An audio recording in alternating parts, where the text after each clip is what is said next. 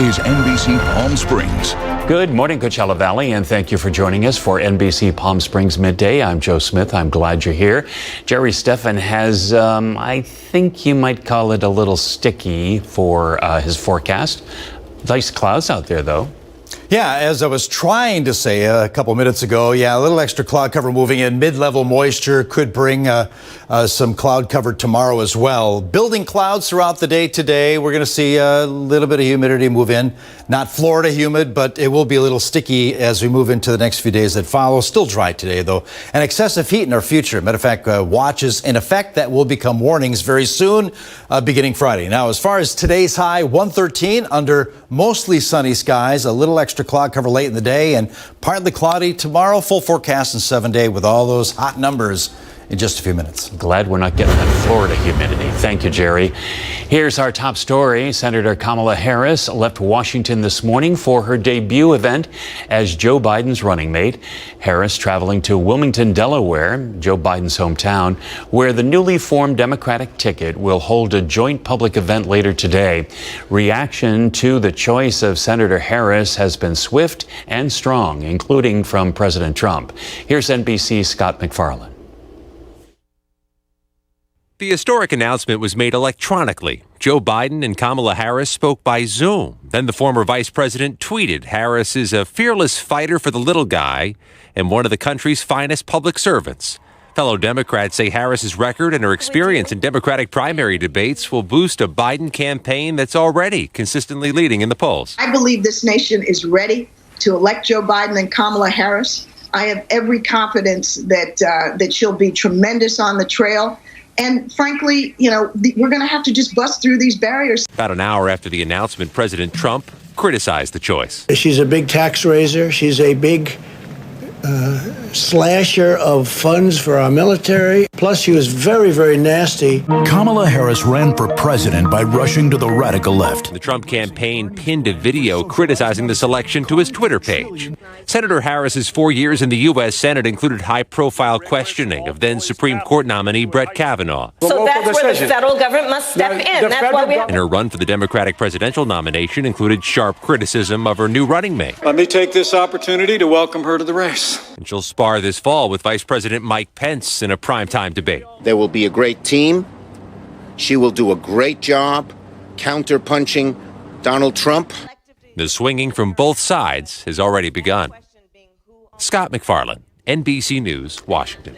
And with the upcoming election this November, there are concerns changes to the postal service will create problems for mail-in voting.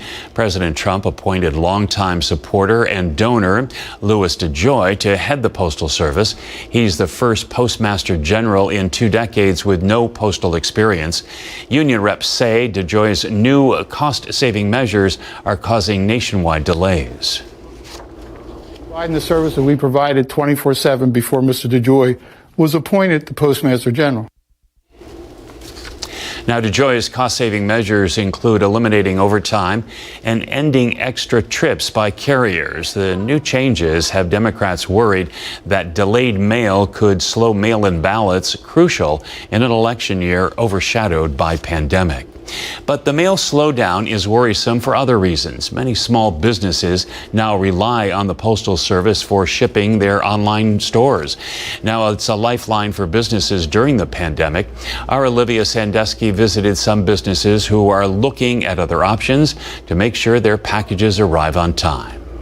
Everything that we're doing right now is geared toward offering products online, curbside pickup. This year, small businesses like House of Lolo on El Paseo have dealt with closures and restrictions, and now they're facing a new challenge. So things are not right from a shipping perspective, and it's really, really critical to our business while we can't have as many clients in the store to be able to ship that on time. Several shops have moved items online during the pandemic, but owners say not only are customers receiving shipments late through the United States Postal Service, store inventory has been set back as well. Being on a website, it's very important to keep your product fresh and new things constantly going. So when we have nothing new to put on the website, it makes it a little complicated. The Postmaster General cites operational changes, COVID-19, and financial losses as the reason behind the delays. And while the USPS is the leading delivery service for online purchases, they also handle a large amount of Social Security checks and medication. According to Connecting Vets, the majority of Veterans Affairs prescriptions are fulfilled by mail,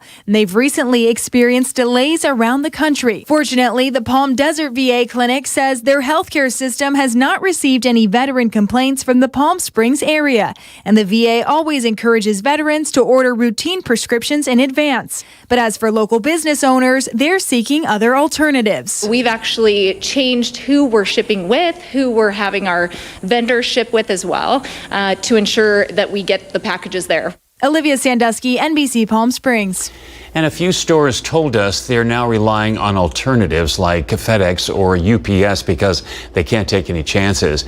And USPS says if you're concerned about a package getting to the destination on time, make sure you have a tracking number. This morning, the Apple fire is now 60% contained. It has burned more than 33,424 acres. Overnight, firefighters continued building containment lines around the fire's perimeter and began to repair some of the impacts of their struggle. Starting today, crews will shift from 24-hour shifts to day shifts. All evacuation warnings have been lifted for both Riverside and San Bernardino counties. Full containment is expected by next Monday. And let's take a live look outside right now. A beautiful, beautiful shot from our Agua Caliente Casino cam in Palm Springs. Let's check in with Jerry for another look at what promises to be another hot day. Hey, getting close to 100 degrees, 98 degrees right now in Palm Springs. Winds light at 4 miles an hour. 11% relative humidity, keeping the numbers down. Going to be a dry day today. Beginning tomorrow, those numbers start moving up a little bit. We'll add a little humidity as we move toward the weekend. 77 at Big Bear, doing our temp check in and around the valley. 97 at 29 Palms, and several cities already in triple digits. That includes Desert Hot Springs, Thousand Palms, Mecca, Coachella, Indio. Almost there at Palm Desert, 104, Rancho Mirage leading the way. Clear skies over the Coachella Valley, except for a few mid-level clouds moving into the area. You can kind of see some shading on our satellite imagery here. But for the most part, mostly clear skies as more mid-level moisture moves on up as that high-pressure center kind of drifts its way to the west. And we'll see that continue to happen as we move into the next few days. As far as dew points today, mid-40s this afternoon, even higher numbers tomorrow. Triple digits, like I said, we're getting into it right now, eventually getting above 110 this afternoon. Now, temperatures are going to get hotter tomorrow. 115 tomorrow afternoon. After that, 115 or better, getting close to 120.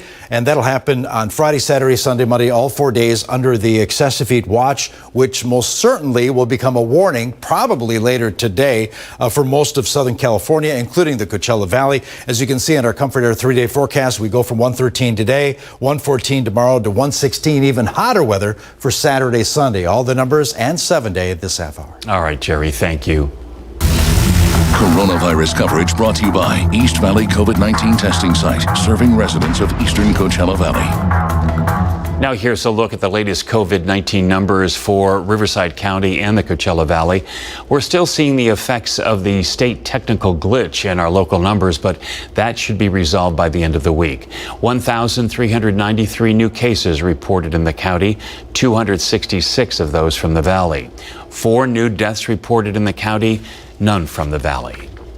As Russia claims to have approved the first COVID-19 vaccine, work on United States vaccines continue. The Trump administration inked $1.5 billion deal with Moderna, one of the companies already producing a vaccine, before proof of it works. Clinical trials for that vaccine are currently underway. Now, half of the subjects have the vaccine and the other half a placebo. Everyone gets treated as if they got the same thing, and then we wait and we watch. We're looking for any side effects, any complaints. Now, if testing goes well, experts say a vaccine will possibly be available to the public early next year. Researchers from Duke University studied the spread of droplets from several types of masks to find the most effective one. They found that N95 masks are the most effective. Next were surgical masks and cotton masks, including homemade ones. The least effective were neck fleeces or neck gaiters and folded bandanas. The experts say since this was a demonstration, more research is needed. A new report says the FDA is nearing a decision to issue an emergency use authorization for convalescent plasma in the treatment of coronavirus. That's according to the Wall Street Journal. Hospitals and doctors have been using the experimental therapy, but the authorization would make it easier and more widespread. The report says supply is running low in the U.S. The Red Cross has seen hospital demand for convalescent plasma more than double.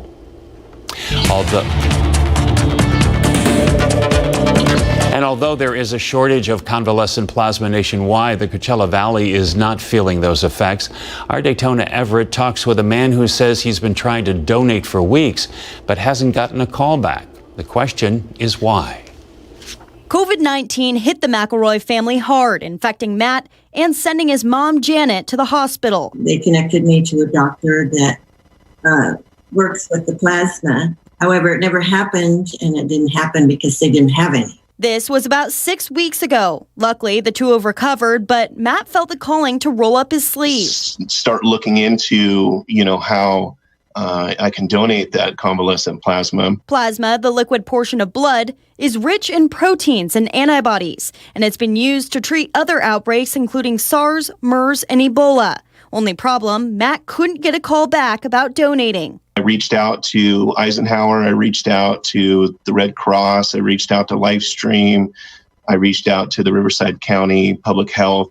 It seemed like everybody kept directing me somewhere else. We did our own research and landed on Livestream, the only collector of convalescent plasma in the Coachella Valley. Hi, this is Daytona Everett. That call connected us with CEO Dr. Rick Axelrod. We actually have a department of 5 people that are working on this initiative. We are getting thousands of inquiries for this, and being able to handle that is a real challenge. But even with that small team, Livestream has met the hospital's demand. There's no shortage of it at all. We've been meeting 100% of the requests. Still, Matt says progress can be made on the process. There should be a little bit more of a clear direction on how to do that. Daytona Everett, NBC Palm Springs.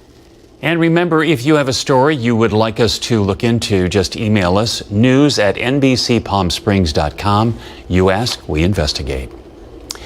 And today, live streaming is holding its first of 3 blood drives in the Coachella Valley this week. Live stream crews today will set up at the Riverside County Sheriff's Station in Thermal from 1 till 6 p.m.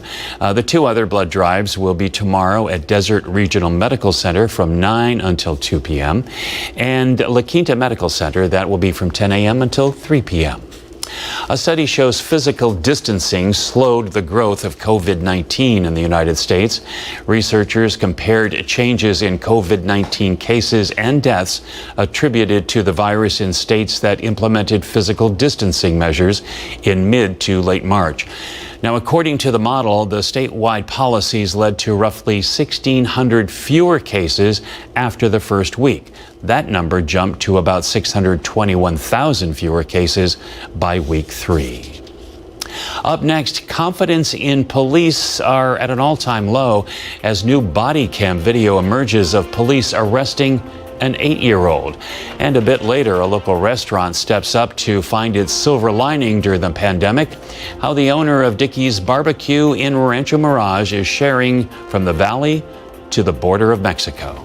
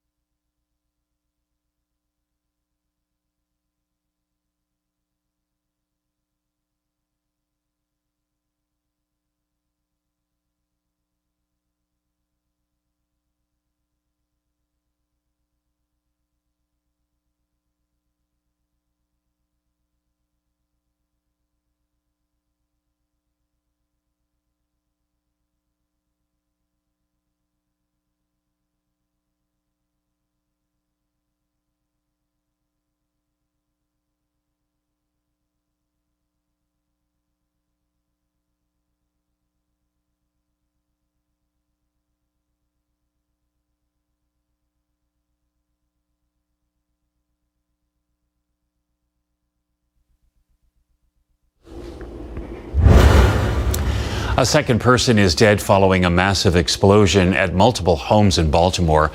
Baltimore fire officials say a man was pulled from debris shortly before 1 a.m. yesterday. He was later identified as college student Joseph Graham. A woman who neighbors believe was pregnant was also killed. Several others were rescued from the explosion, 5 now in critical condition. Outrage in Florida after police body cam footage is revealed showing an 8-year-old boy getting handcuffed at school back in 2018. According to police records, the boy, who was suffering from multiple mental health issues, punched and cursed a teacher. The video shows officers frisking the boy before handcuffing him. Police took his mugshot, fingerprints, and DNA. He was also locked in a jail for several minutes. I wasn't there to protect my son from getting arrested, going to an adult jail, being fingerprinted, having his mouth swabbed for DNA, and having been taking a mugshot. My 8-year-old son has a mugshot out there. On Tuesday, the boy's mother filed a civil lawsuit in federal court alleging officers used excessive force and violated the boy's rights to equal protection. The boy is now 10 years old and is doing better and overcoming the trauma from being arrested. Confidence in police has dropped to its lowest level in almost 30 years. This is according to a new Gallup poll released today. Roughly 48% of Americans said they have high confidence in police. That's down from 53% last year. It also represents the lowest level of confidence in police since Gallup's first policing poll nearly 3 decades ago. Half of the United States elementary and high school students will study virtually only this fall. That's according to the school data collection company Burbio. It found that 52% of students will go to school virtually only, and just 25% will attend class every day in person. The remaining will have some form of hybrid schooling, combining online and in-person learning. And as the conversation of students going back to school amid the coronavirus pandemic continues, all options have their pros and cons. And for children with special needs, there are extra considerations at play. NBC's Richard Engel reports and shares his family's personal story. Our son Henry, nearly 5 years old now, has a severe genetic neurological disorder. He doesn't walk or speak. Good morning, good morning, good morning, good morning. Or efficiently feed himself. And he's getting worse in the time of COVID. He's shaking more now. He's upset more often. He's putting his hand in his mouth, an uncontrollable part of his condition. At times, constantly. I think it's the hardest that it's ever felt as a caregiver. Physically, mentally, worrying, the anxiety about what's going to happen with him, regression, what does the future look like, when will this be over, when can we go back to normal. My wife Mary and I carry Henry around since he can't move on his own. But that's not the extra burden that weighs on us. It's the loss of therapies. Before, Henry did therapy on a horse, in playgroups, music therapy. It all vanished with the pandemic. We have to do frequent therapies to keep Henry's body functioning, to keep it together. If we didn't do the therapies, his hips would dislocate, he could get scoliosis. It took over, I'd say, 1.5 years for him to learn to sit up on his own. So that's an idea of how long it takes. And if you don't do therapies for even a few weeks, you lose that skill, and these kids don't get it back easily, if ever. Like most kids around the world, Henry isn't going to school now. Not clear when or how he will again. He really enjoyed school. I think the socialization aspect of school for him was really wonderful. The only way he can interact with people that he liked, his peer group, is being in the same room with them, playing with the same toys, and that's gone. COVID risks setting back a whole generation of kids with physical and emotional needs. But Henry has one big positive change now. He's a big brother to Theo, healthy and won this month. So at least they have each other to play with. Richard Engel, NBC News, London.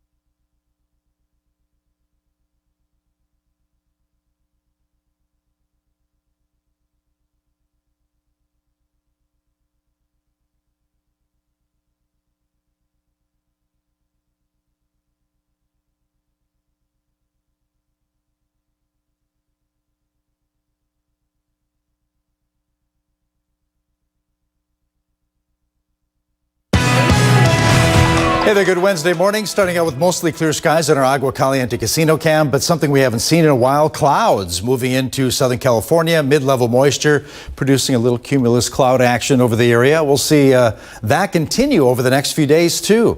As far as temperatures, we're already in triple digits around much of the Coachella Valley. Matter of fact, 102 at Desert Hot Springs, 104 at Thousand Palms in Coachella, 98 degrees at 29 Palms, 101 at Cabazon at this hour. Temperatures a degree or two hotter than yesterday. Mostly clear skies. You can see a little shading on our satellite imagery indicating some clouds beginning to form over Southern California. Bulk of the moisture, monsoonal moisture, still to our east over parts of Arizona and New Mexico. That's where the action will happen a little later on today with thunderstorm activity. Not going to see anything in Southern California. Maybe a little bit of rain kind of encroaching the Arizona Southern California border and a sprinkle or two along the Los Angeles coastal area, but that's about it. But temps will begin to warm up. 111 to 114, a range of highs today, including lots of 113s this afternoon for the valley. Add a couple degrees, we're around that 115 mark tomorrow. Hotter weather follows. High pressure really strengthens, 116 to 120. That'll be Friday, Saturday, Sunday, Monday, maybe even Tuesday. A sample of Saturday's highs, 120 sprinkled in the Coachella Valley for highs that day. So because of that, excessive heat watches, which will become warnings for those 4 days, Friday through Monday, for much of Southern California, including the Coachella Valley High Desert, San Gorgonio Pass. And to add to that, we'll see the moisture level move up at the surface too. So 40-degree dew points today, nudging them up to around 50 as we head toward the weekend. Got to point out the tropics. We have Alita, which is now no longer a hurricane. It's now just a tropical storm. It'll continue to weaken as it makes its way over the waters of the North Pacific. But we have a couple tropical waves that'll form right behind it.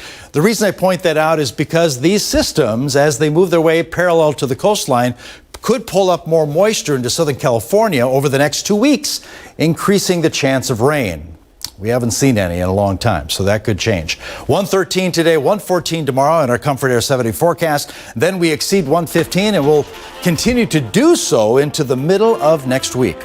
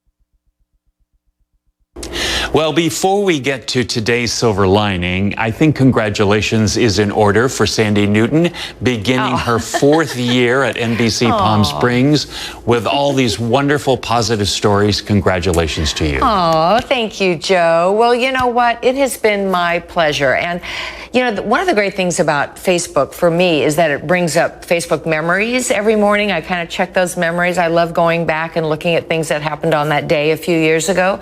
So it popped up that 3 years ago, so this is starting my 4th year this week, I had started filming what was then KMIR Cares. So grateful for everyone here that allowed me the opportunity to bring these really great stories of our wonderful caring community. And so this week I begin my 4th year doing now NBC Cares Silver Linings. I think it's terrific. And you know, part of this has been during this time with COVID is the restaurants have been in trouble, but they continue to give and give and give.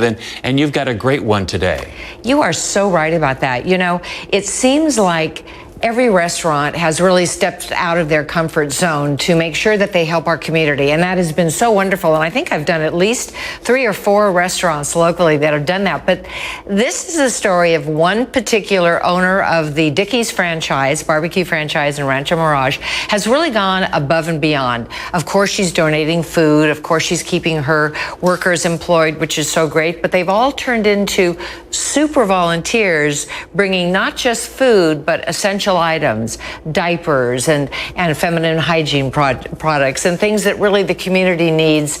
And they haven't just kept it to our valley. They're actually going over the border into Mexico and bringing masks and essential items as well. Really, really a powerful story of one person making a difference. Absolutely. Talk about paying it forward.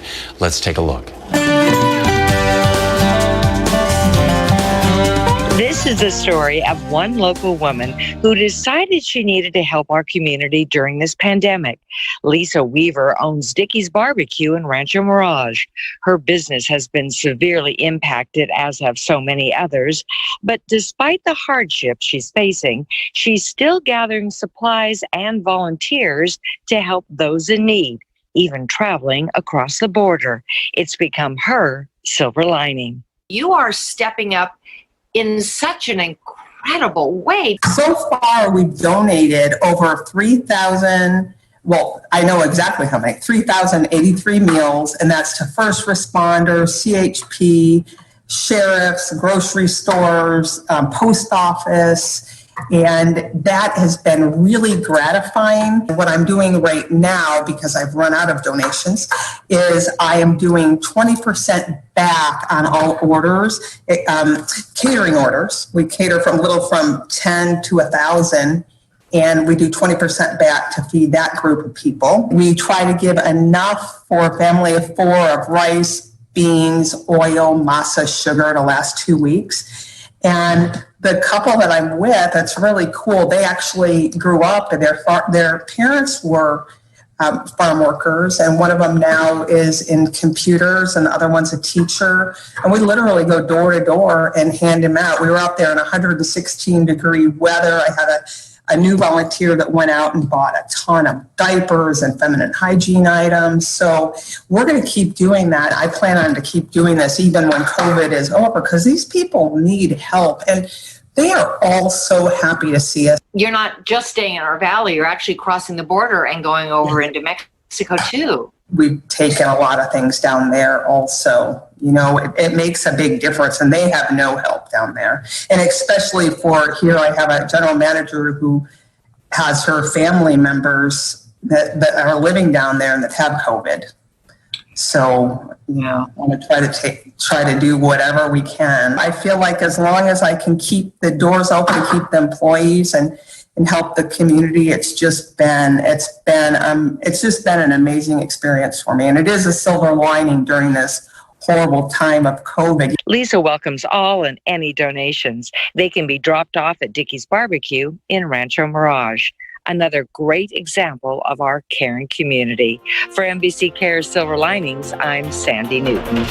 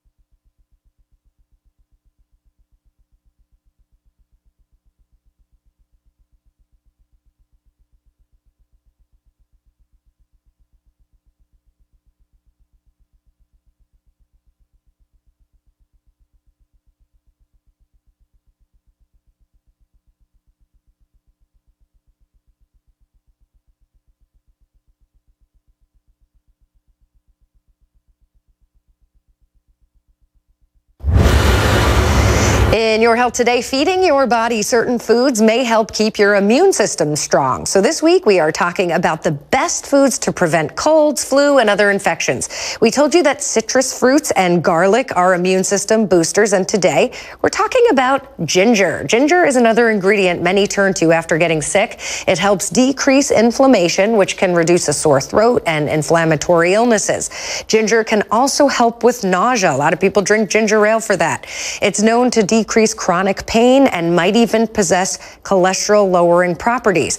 While it is used in many sweet treats, these are some ginger snap cookies, ginger is also added to more healthy options like hot tea, soup, salads. Look at this carrot ginger dressing there, yum. Stir fries, and there's also always that pickled ginger, which goes right alongside sushi, also with that wasabi there. And just like garlic, you can take ginger in a supplement form if you just can't stomach the taste of it. And that's what's happening in Your Health Today. In consumer news, discount retailer Steinmart files for bankruptcy. Steinmart plans to permanently close most, if not all, of their stores. The company already launched a liquidation process to kick off going out of business sales. And grocery store prices overall are going down. Meat prices in particular fell after soaring in May and June. Uncooked beef roast and steaks got 8.7% cheaper from June to July. And coming up after the break, the city of La Quinta puts a halt to more permits for short-term vacation rentals for 3 months. Why?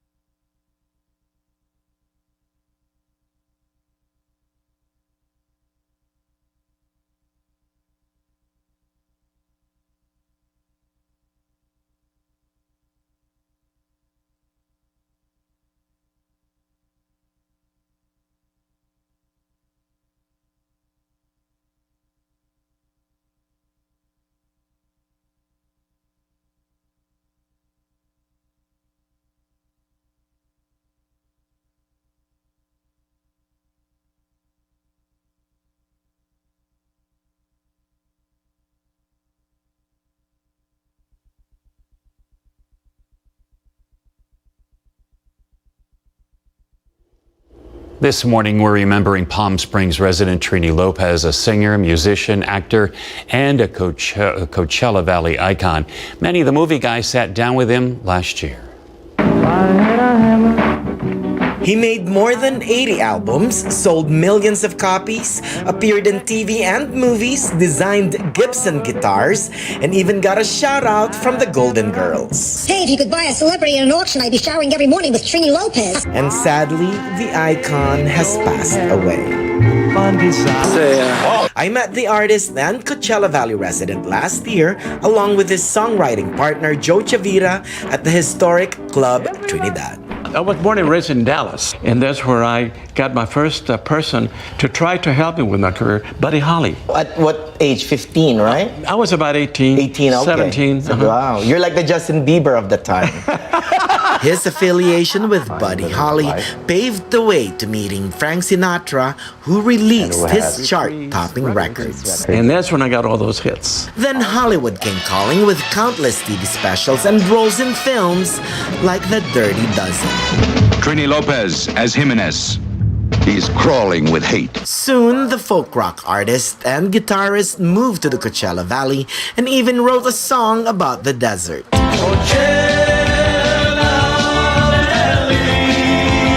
We are saddened to hear the passing of Trini Lopez. I met him last year before my birthday, and I will always remember the gregarious man who sang me a birthday song.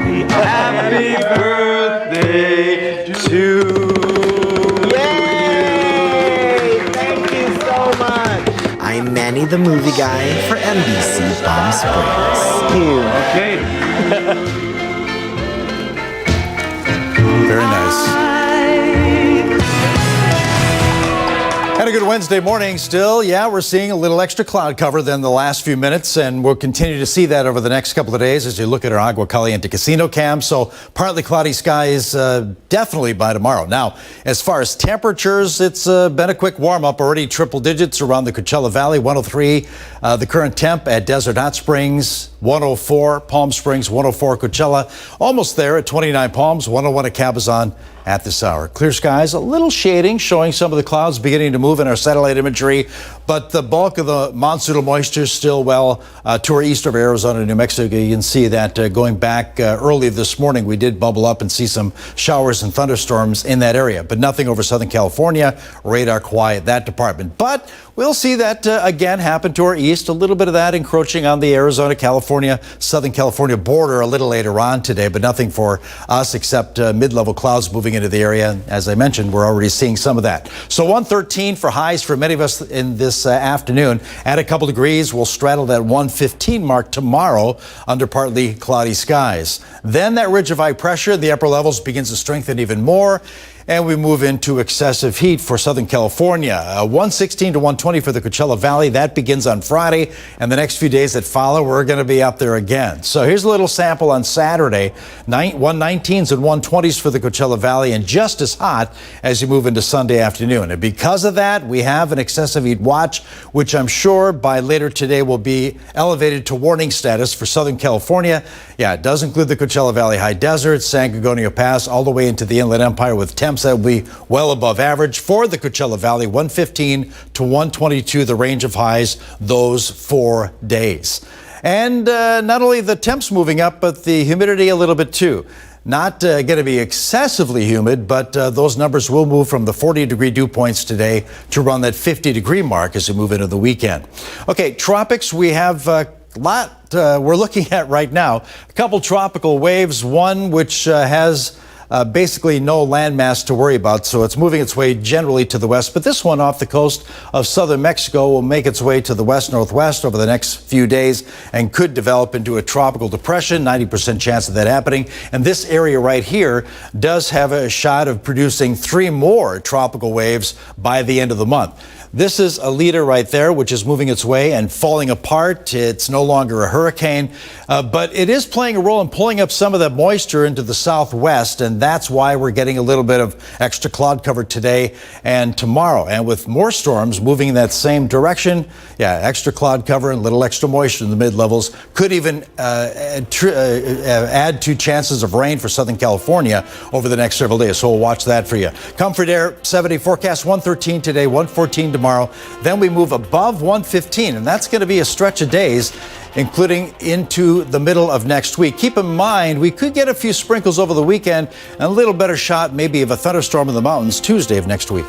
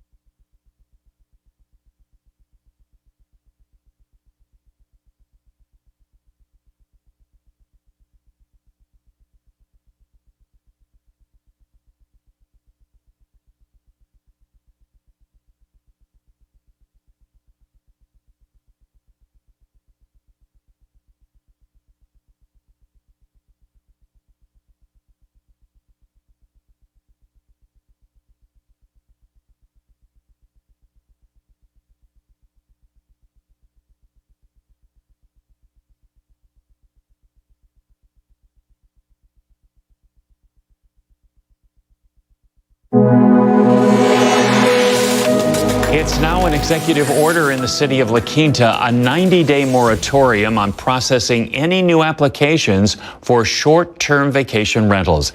It seems to be the start of a trend in the valley. Here this morning is the mayor of La Quinta, Linda Evans. It's good to see you. Thank you for being with us.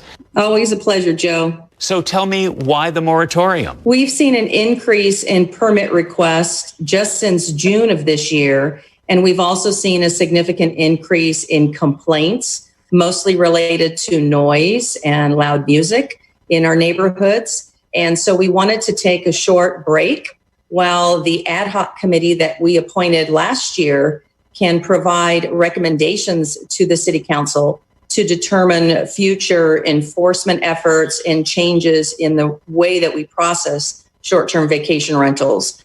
Does it seem to be that when somebody comes here to the valley, even though they are going to maybe somebody's home, they think that they're going to a resort and that it's kind of open season as far as noise is concerned? So we're trying to balance that party scene with people that want to vacation here and stay together under one roof versus hotel rooms. Now, I know on the list of rules, one of them is no amplified music.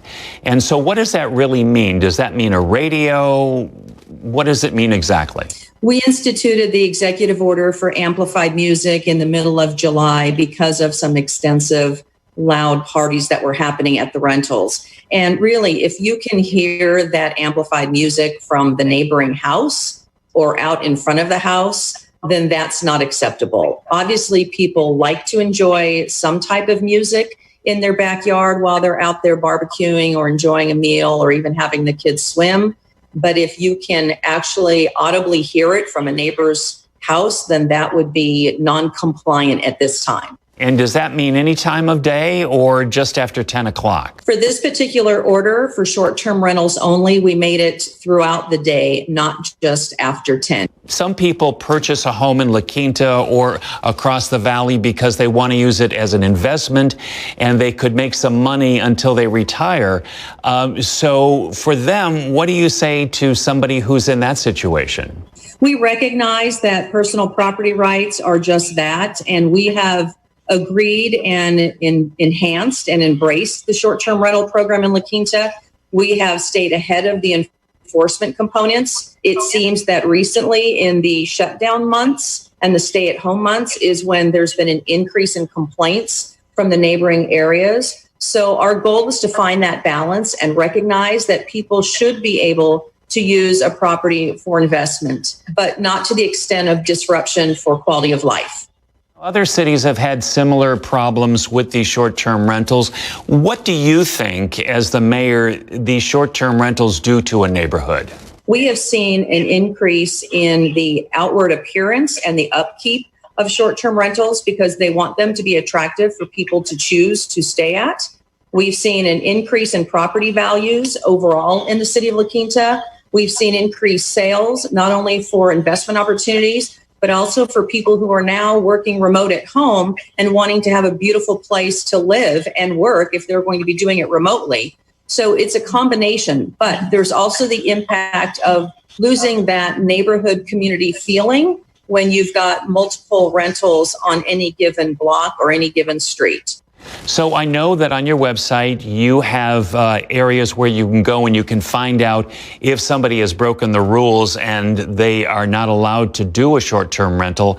But who enforces this? If somebody has a home, can they just do this on the side? Is there enough people in the city to really follow through on looking out for these things? There is a business license requirement and a permit requirement for people to do short-term rentals, because it is part of our code and there are taxes to be paid like a hotel tax. So we definitely have neighbors that if they're checking and seeing short-term rental activity nearby, they will call the city or email us and provide us with that address so that we can assure that they are registered properly.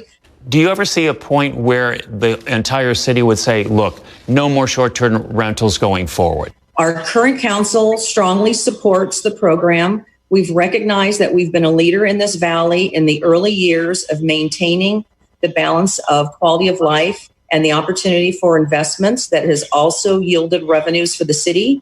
but it's been in these last few months during this pandemic that has heightened the sensitivity of some of our neighbors, and rightly so. If they're seeing more activity and it's not a comfortable feeling, or it's an excessive noise and parking issues, then those are things that we need to address and find that balance, because this is an important part of who we are. We're driven by hospitality and tourism.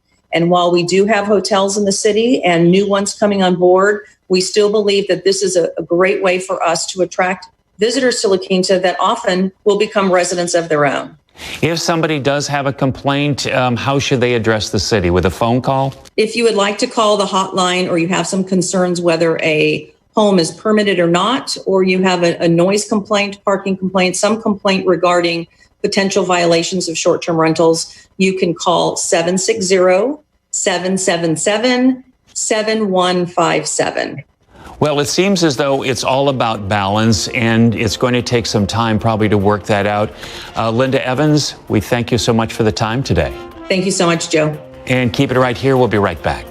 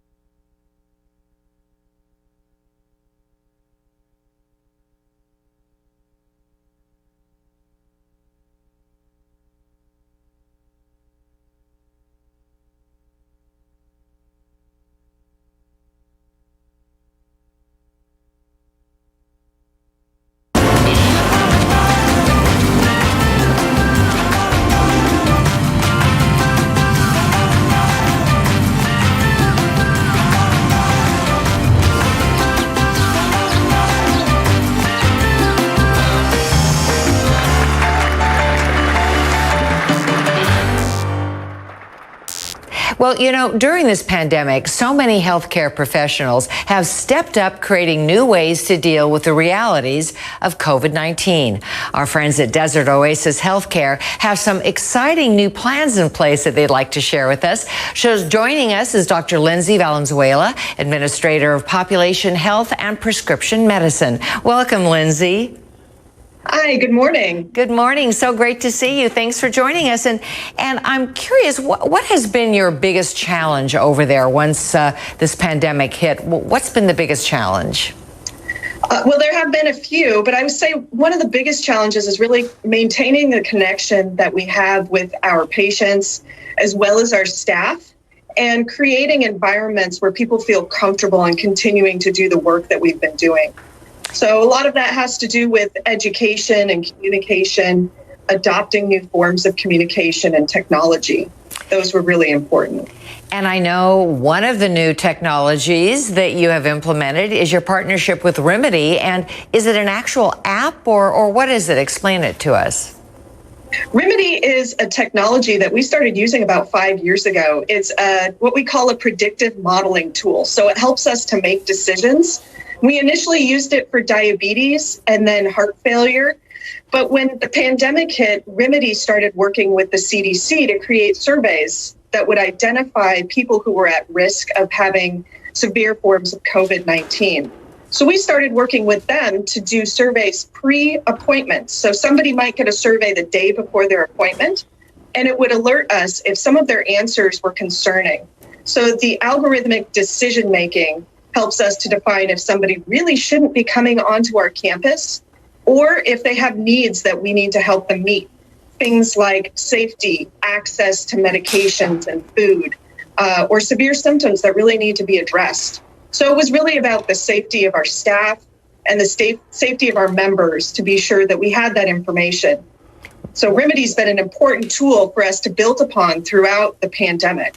Wow, that is amazing technology. Boy, talk about cutting edge. That is so helpful. And then in turn, so that kind of helps educate you, but how in turn are you then educating your patients? Well, that's been really important because I'm sure, as many of you know, the information that our patients are presented with is varied from true to false, scientific to not. And we wanted to provide our members with the most relevant information we could. Much of it based on the CDC guidelines. We created scripting that was used company-wide by everybody from customer service to our physicians so that our messaging was consistent. Our members were all getting the same message, and that message has really changed over the months, depending upon what the guidelines and recommendations have been. And as you know, those have changed over the last 5 months. So we would do outreach calls to our members who might not be in special programs, as well as making sure that those special programs that deal with specific chronic diseases or needs had that scripting as well. Wow, that is so excellent. I'm so impressed with what you're doing over there. And I know you're part of a 2-year study, too, a national study. So tell me a little bit about that. So that's a study through a company called Altura. We've worked with them for many years on different research projects. And the goal of the study is to better understand COVID-19. Obviously, they need quite a bit of data and time to discover those trends. So it's a 2-year study, and anybody is welcome to enroll, any of our Desert Oasis healthcare members. They'll get a survey every 2 weeks that talks about COVID testing, results, health, access to food and medications and their needs. Every 2 weeks, that survey will go out, and every month, if our members in the survey have completed that survey, they'll be in a drawing for a gift card. So we really need the information to understand how this is affecting our population in many different ways. Well, I am so impressed. You definitely have a very comprehensive program over at Desert Oasis. Thank you so much, Dr. Valenzuela, for giving us an update. We appreciate all you're doing for our community. Thank you so much for having me. Thank you.